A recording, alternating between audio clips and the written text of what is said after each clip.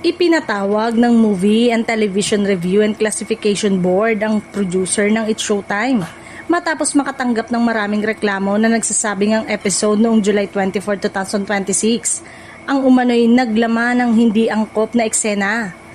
Gayun din ng mga pahayag na itinuturing na may bahid ng diskriminasyon sa lahi at kulay ng balat.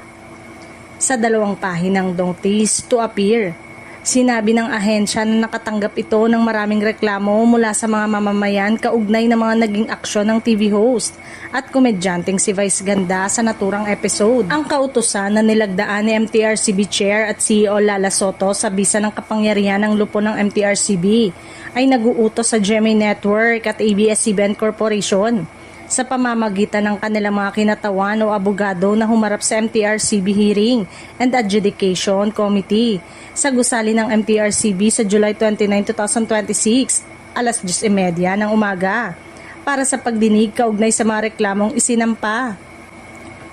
Ayon sa MTRCB, batay sa maraming liham ng reklamo at ulat ng Monitoring and Inspection Unit, ang isyong tinutukoy ay may kaugnayan sa Memory Mar na bahagi ng segment na Laro-Laro Pick ng noontime show. Binanggit din sa mga reklamo ang umano'y racist at colorist na mga pahayag ni Vice Ganda. Gayun din ang isang eksenang tinawag na lugaw scene na tampok sina Vice Ganda at Ayon Perez. Bago matapos ang episode ng It's Showtime noong July 25, 2026, naglabas si Vice Ganda ng publikong paghingi ng paumanhin kaugnay ng mga biro na kanyang binitawan sa nakaraang araw.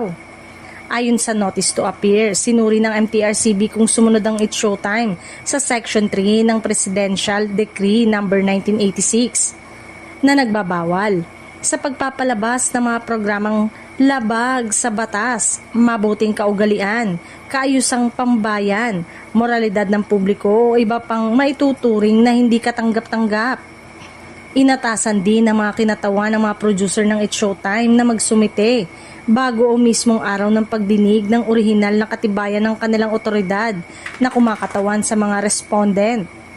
Nagbabala rin ng MTRCB na kung hindi dadalo ang mga respondent sa itinakdang pagdinig, ituturing itong pagtalikod sa kanilang karapatang magharap ng ebidensya at ibabatay ng lupo ng magiging pasya sa mga record na nasa kanilang pangangalaga.